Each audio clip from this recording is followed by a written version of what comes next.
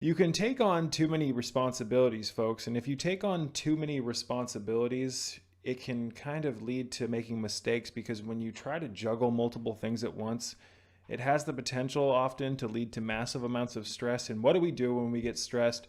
Oftentimes we go back to our old comfortable ways, or we do things that are unhealthy because they have a temporary stress relieving effect on us, even though it just in the long run leads to more stress. It's a con on our system. For instance, alcohol can numb your feelings, but it can also make you feel kind of more grounded. It can make you feel happier, but it does so at the expense of ruining the health of your body, your liver, your stomach, your mind, you name it. So again, oftentimes, folks, what I've learned on myself and working with so many people over the last 5 years is that it's usually much more beneficial if you just make a few very not necessarily basic goals, but attainable goals for yourself, and then just move towards those instead of trying to do all of this stuff all at once.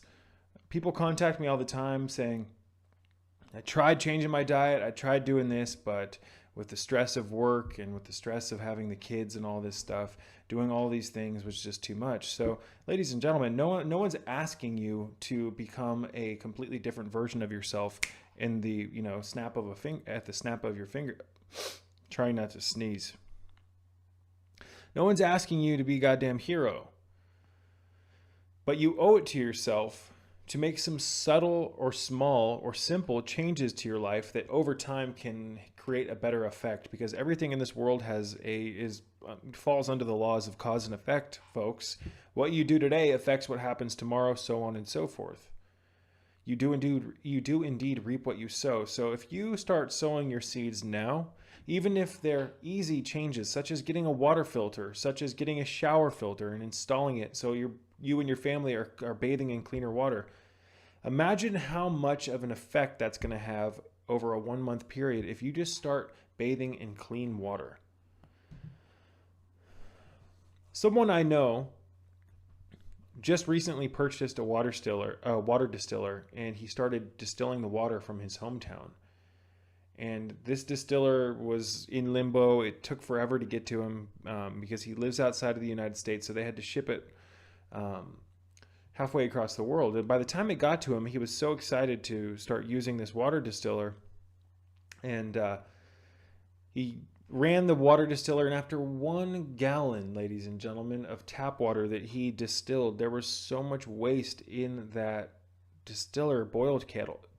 Now, if you don't filter your water, if you don't distill your water, your body becomes the filter and your body absorbs some of these accumulative poisons. It kicks some of them out. You don't want to put more burden on your body by having to make your body a water filter. So to see how much stuff comes out of the tap water after distilling 1 gallon of tap water, to think that a month, the average person drinks a pretty considerable amount of water every month.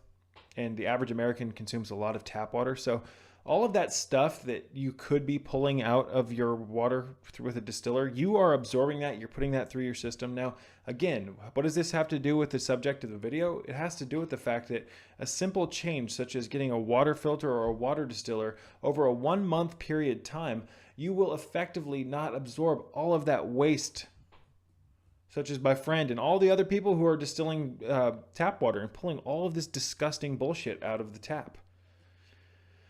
A simple change like a water filter or a simple change like a shower filter can lead to drastic effects because it leads to your body not being exposed to all of these poisons. Now, when you expose yourself to poisons, you reap the negative consequences of that because, like I said earlier, we live in a world of cause and effect. This chair keeps making noise. Excuse me, folks. See if that's any better. Simple changes. You don't have to, start going on runs, even though you've never ran before.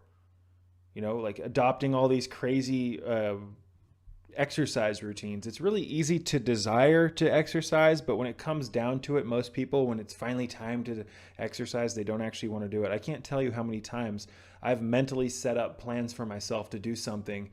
It's really easy to think, oh, I'm going to go run. I'm going to do this stuff starting Monday or starting the week after. It's always postponing. And it's easy to think about what you want to do, but when it comes time to do it, Oftentimes we, again, life is stressful. It can be very stressful. We have a lot of obligations here in the matrix. We have a lot of contracts that we've made with this system.